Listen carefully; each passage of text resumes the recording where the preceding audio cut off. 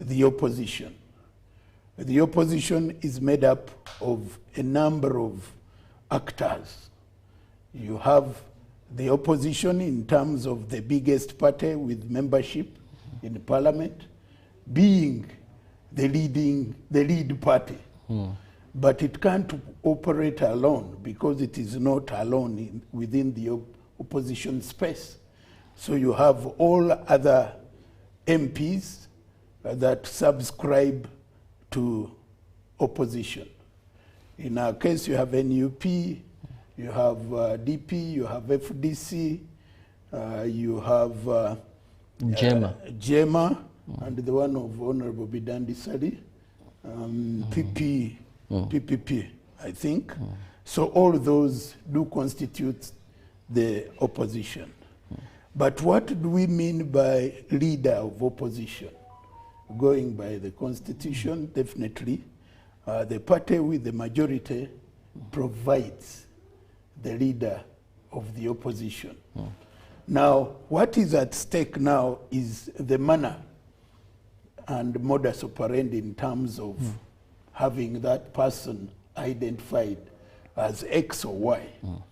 So I have a very radical view on this with a very serious consideration. I'm of the view that maybe instead of the amendment that was suggested, my personal feeling would be that we can get an amendment that allows, that creates a provision that can allow the leader of the party that gets majority to be in parliament and be able to lead the opposition as the leader of the party that won the runners-up position in a poll. In which case, like you saw during the times of FDC, I would imagine that at that point, Kizza Besigye would be in parliament. Even when you've not made it here, there should be a provision. These provisions are always there. For instance, there are provisions like in Tanzania, where each, even in Kenya, where each party in parliament is given some slots for nominated candidates. Because what I see happening now is denying us certain brains, certain experience, certain expertise and exposure. Because even in parties, there are those people that do support the parties and can be extremely resourceful, but they may never subject themselves to the electoral process, and yet their parties could tap into their experience and expertise by having them nominated into the House and contribute to nation building. So if we had a provision like that one, then the parties would be able to nominate their leaders to be in parliament and effectively lead opposition in parliament. For me, that would be a much better way forward than then subjecting the leader of opposition to a vote within, which vote could disadvantage the party in terms of the very person that they prefer. Because even the idea of saying you bring three, still three, there must be a top person that the party may really prefer as the best case scenario. So for me, if we are to take that route, we would rather take it in such a way that we make provisions that give effect to the real leader of the opposition party that came second in a poll to be in parliament and give leadership within parliament and be able to guide the House. For me, that would be my radical view if I'm to take that route. Otherwise, the way the Constitution is provided as of now, that is the mandate of the party that has majority in parliament. And that is the status quo. Well, unfortunately, your proposal has not seen the light of day. Now, what we are having is what we are discussing today. Honorable... But you see, in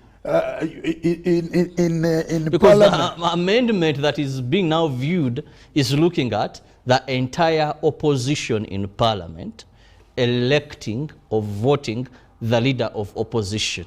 That you can't be the leader of opposition when you're given power by one single party. Yeah, definitely. Therefore, it may be very hard for you to have command, to have feel. Look at what is happening to Joe Senyonyi today. You find that an FDC feels comfortable to say no. A UPC feels comfortable to say no. No, I think... A DP person feels, because they feel, you know, when you elect someone, you will either agree that the majority defeated us, or if the person you gave your vote is the one in control, you say, yes, I believe because I participated in having this leader come up. There are even issues that even the head of the opposition party sometimes doesn't even consult the other members. Maybe his favorite is the worst among the others. No, I think there are mandates that are given, and we ought to respect them. For instance, the Prime Minister is the leader of government business within Parliament, and all members of the party, the winning party or the ruling party, must give support and also appreciate the leadership of the Prime Minister, who is the leader of government business in Parliament. Who is their member of Parliament in the party that got majority. Yes, but not elected. Not elected. Appointed. Appointed, but yes. It's the same party. If the Right Honorable Robin Anabanja belongs to NRM, has been in the party, it is NRM. Yeah, but now here comes a scenario. You see, I think we need to also appreciate the mandate.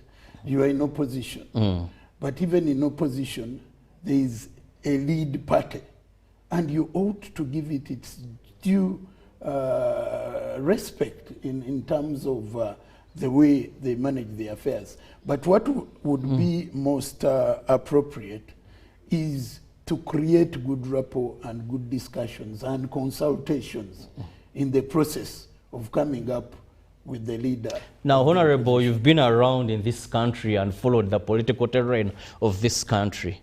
Let's call a spoon a spoon. The opposition in Uganda working together.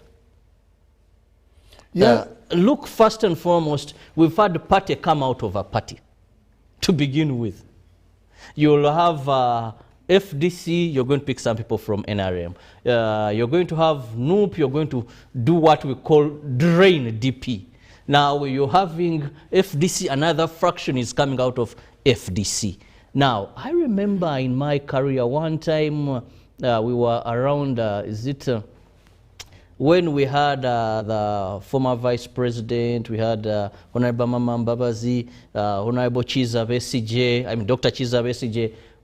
We spent around Naguru, they had offices there. Don't know what that movement was called, has skipped my mind. And we were waiting for them to come up with a sole candidate for presidency. We slept as journalists in that place, and by morning they had failed to agree. Now, an opposition that over a time has proven they can't work together as one. How then do you expect them to work together to choose a leader of opposition? The good thing is that you've even made my work easier. Because if they can't do that, then look at a situation where you subject the process to an electoral process, which is likely to create even more friction, more contradictions, and even widen the gaps apart. So it is up to politicians, because I don't want to say opposition. I think we need to... No, Semujungana can give you a justification when he stood. He told me every member of parliament he was meeting was assuring him, he gave him his vote. But at the end of the day, he looked at what he got. Very shameful numbers compared to the members of opposition in parliament. That is where the problem is. So for me, some of these issues, I think we need to look them at the perspective of leadership. And being a leader is not about a position. Being a leader is about influence. Being a leader is about knowledge. Being a leader is about good information and applying good information. Being a leader is about integrity. So for me, I want us to look at it from that perspective. But also position matters, Honorable. No, wait. Position just gives you leverage to do something. But I can tell you there are leaders without positions and influence major decision making.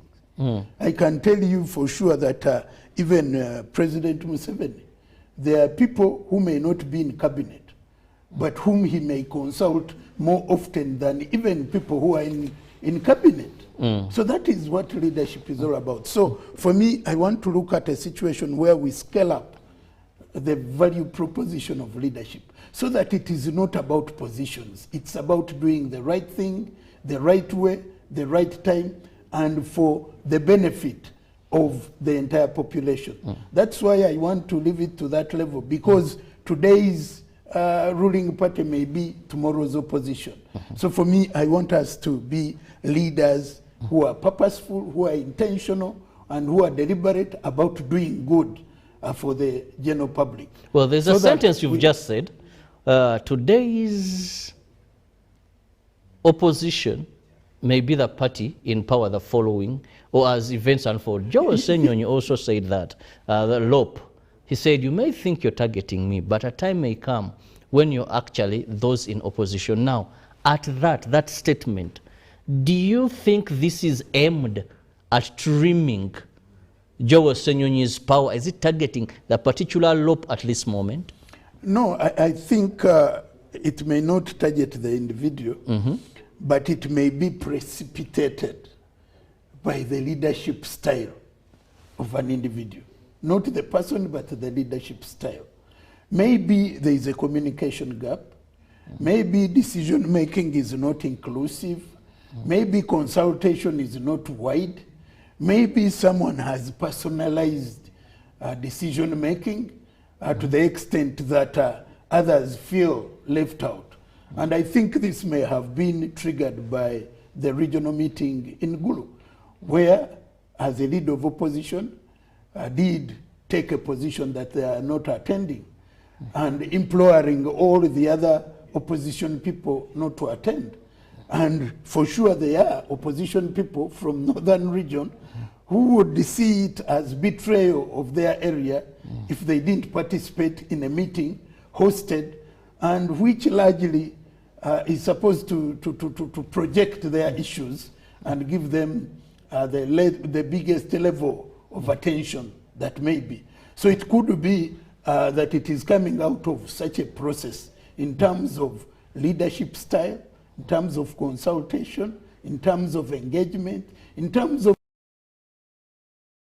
allowing every stakeholder within the opposition room to participate, room to be involved, room to be engaged in decision making. So that's where now the gap is created, and people are like, look, we don't seem to be part of this group.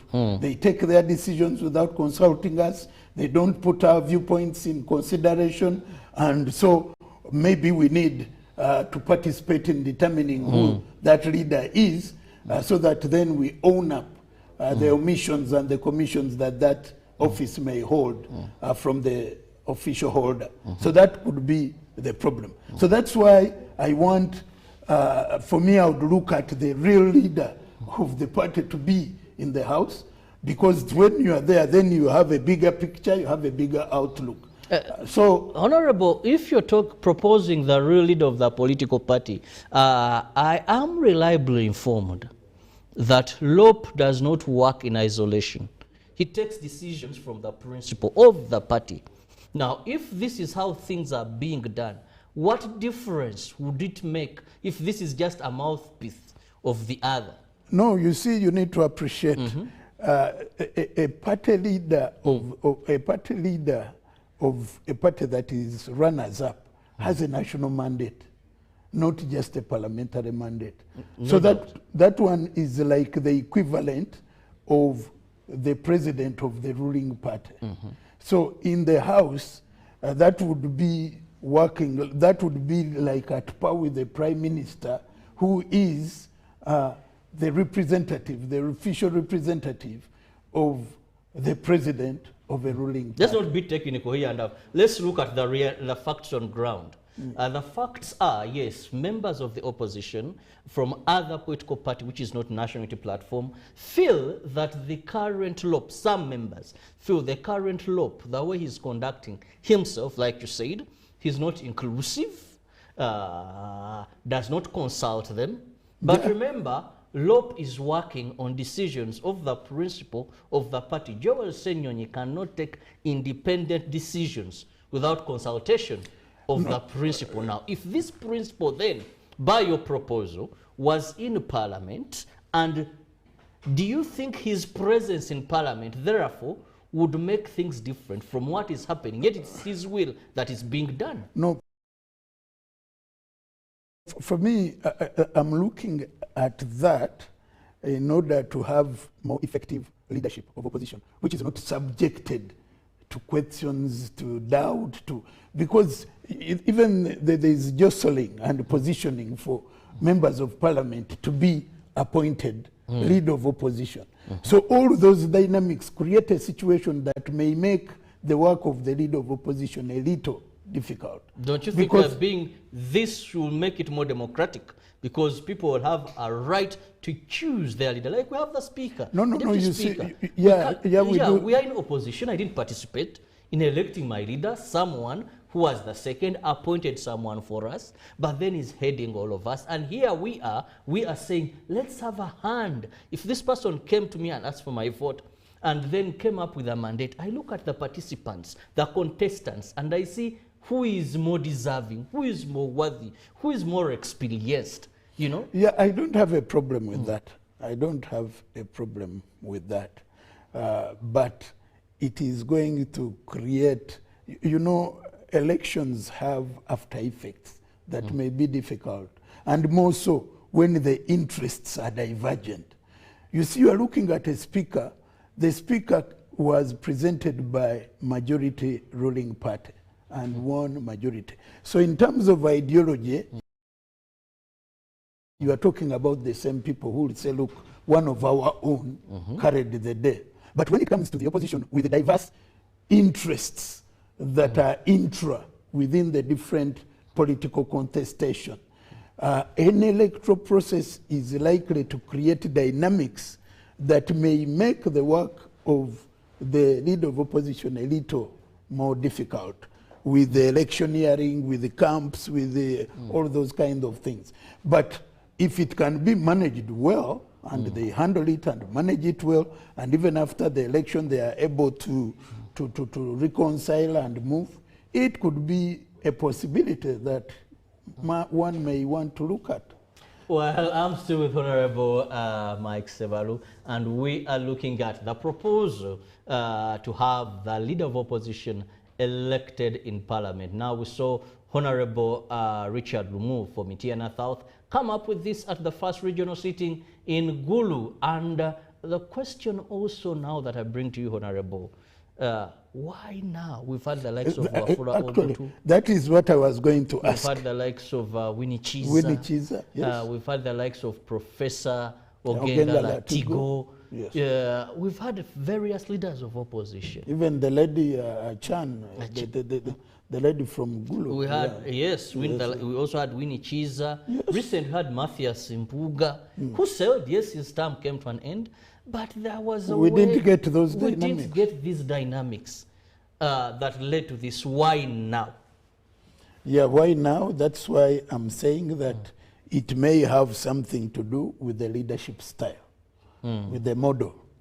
You know, if you're not consulting people. You see, leadership, when good things happen because of leadership, and challenges come out of lack of good leadership. So there is a likelihood that the members don't feel the leadership. The members don't hear from the leadership, and the members are not seeing the leadership. Because the first thing that you need to do as a leader is to create teamwork. Like I've always told friends, individuals may excel, but it takes a team to gain victory. Every single member of the team has something they bring on the table. And as a leader, your role is to look at what one brings on the table and appreciate the value proposition and consolidate that into actions that are going to give effect to good practice. So why now may be answered by maybe no consultation, maybe no engagement, maybe no involvement, maybe no participation in decision making. Like a decision not to attend sitting of parliament. It is a big decision. It is a decision that should not be driven by emotions, by populism, by sentimental considerations. It is a decision that should be informed by consensus of the actors, because each member was elected as a member of parliament. Now they may have serious questions to answer when they go back to their constituencies, and people are putting them to task why they never saw them represent them in a sitting that was hosted in Gulu. It can become a serious electoral matter. People in the constituencies who want to warm up for 2026 can easily say, look, you sent your man in Kampala to represent you. He's in Kampala, but all his colleagues are in Gulu representing views of their members. Yours has abdicated. So where it gets to a level of threatening one's constituency satisfaction, that is not a decision you can take on behalf of each and everyone. That is a decision where you need to get a buy-in of each and every individual member of parliament, and it should be subjected to very serious consideration. My view is that this may have triggered the decision for members to question the legitimacy of the leader of opposition in terms of the decision he's been able to decide on their behalf without their involvement, engagement, and participation. That could answer the timing of why now. Okay. Well, I see messages coming in. I'll read a few of them. But also, Honorable, what does this mean? The proposed administration of Parliament Bill 2024 to the office of the opposition. But just to look through a few of them, one says, good morning, UBC. On your topic of discussion, the issue is not electing LOP, but rather enabling the opposition party with the majority to lay out its alternative policy. Remember, each party has its alternative policy. He says, for your information, the same bill has been thrown out twice. Remember, Honorable Segona brought it on the floor of Parliament. Well, you didn't leave your name. Please kindly do that for us. I am Alfred from Hoima. To me, it's selfish interest to say that LOP has to be elected by all opposition MPs. In that case, let all ministers be elected by MPs too. Therefore, the second leading party from the shadow governments, so it's going to be hard to run a government by different parties since all of them have their own plans. Please, but before you continue, for that gentleman or lady, ministers are not elected, ministers are appointed. So that comparison does not really help out in this case, yeah. Just like also we have some parties that they present their commissioners. Now, Honorable, there are a number of messages coming, but it seems also time is flying very fast. But before my final question to you, what does this mean to the office or the current leader of opposition? I think that is a point of reflection. The current leader of opposition needs to ask the question, why now? Why during his tenure? Because we had the previous leader of opposition occupy the same office, but those sentiments, if they were there, they were not as dominant as they are now.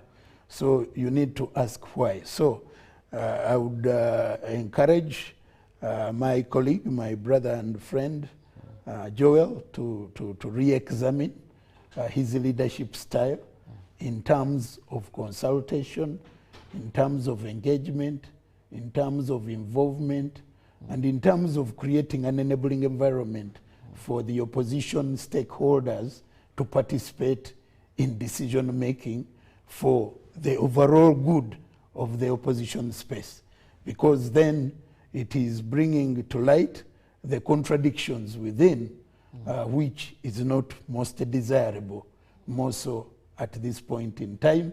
And also coming early in his tenure, hardly a year in office, and those sentiments are coming up, it means that something is not working out well. So I want him to look at 3 questions as he goes ahead. What is it that he's doing that he needs to stop doing? What is it that he's not doing he needs to start doing? What is it that he needs to do differently in order to win the hearts and the support of the entire opposition membership? Because without it, he will definitely not be in charge of that space. And yet, he needs to be in charge of that space. Your parting shot.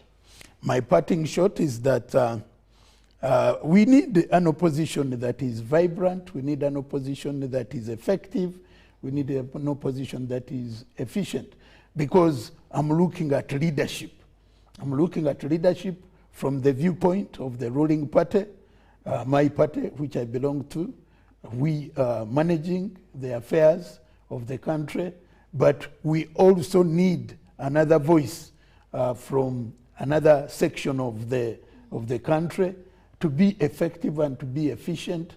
And for that to happen, definitely you need to build teamwork. They need to build teamwork as opposition, work as a team, speak as a team, act as a team, and take decisions and follow up decisions and implementation of the same as a team.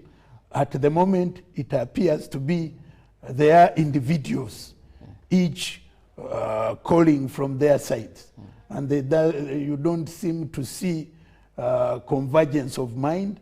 You don't see people building good rapport. And maybe the communication may not be that good. Maybe the appreciation of each other is not that good. Maybe the support of each other is not good because they are supposed to be each other's keeper. What we are seeing now coming on the floor within the wider parliamentary spectrum ought to have begun as internal discussions. Maybe this should have been discussed within the joint opposition caucus, where they are like, the way you are leading, we are considering doing ABCD. But it looks like even the internal discussions and conversations, either they have not been held, or 2, they have not yielded a good consensus. So you find a member of the opposition coming on the floor of the House with a proposal of the nature that we are seeing.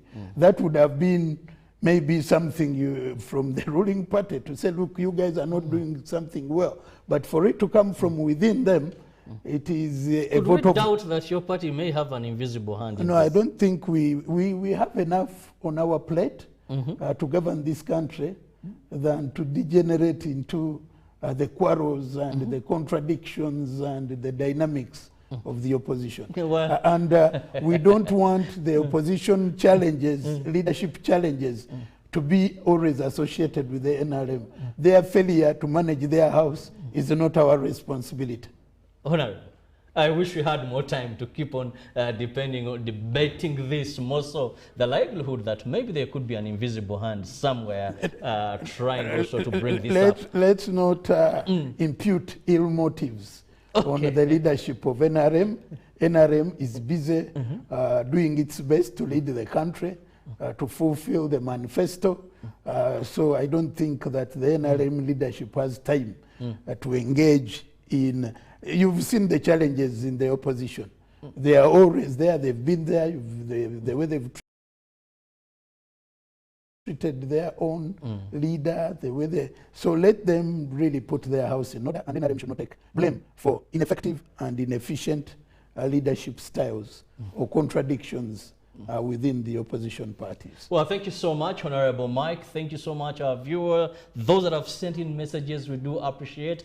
We wait and see, will the Administration of Parliament Bill 2024 see the light of day? And if it does so, what then will be the fate of the current leader of opposition? We will keep you updated step by step every day as events unfold. Robert Chirabo Nyonyi Ntono. For now, I leave room for Ruben Mpima Kasera Chividango to take us through sports updates, and I'll return later in Good Morning Uganda Extra.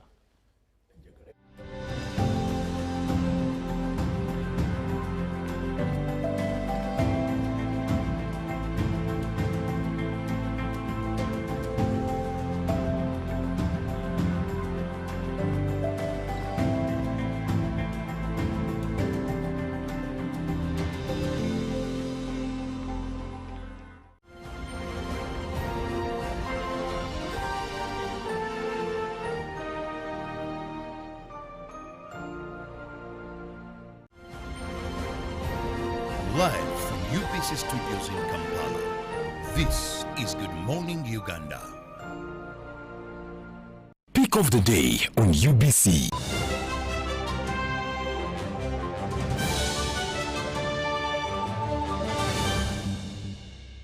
Was brought to you by I'll call you every day, yeah, yo, baby, don't go. You can now get all the juicy out with MTN voice bundles. Call all networks. Kubei Dondoro. Buy a 25-minute voice bundle for only 1,000, or buy any daily voice bundle of your choice. Dial *100 *21# and select daily, or use the My MTN app. When we talk together, we are unstoppable.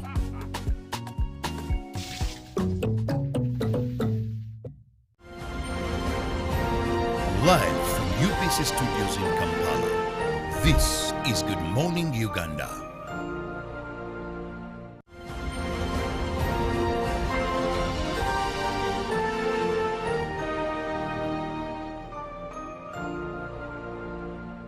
Well, Anna, 3 games, 3 wins. How much does that one mean, your first win here?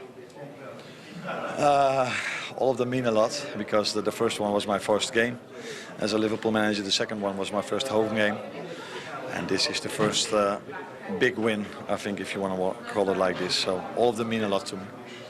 How impressed with your team's performance today, from back to front? Impressed, although they showed me in the last weeks that they can work so hard. And I think that's what they showed again today. But the main thing I was impressed about, that we were so dominant with the ball and that we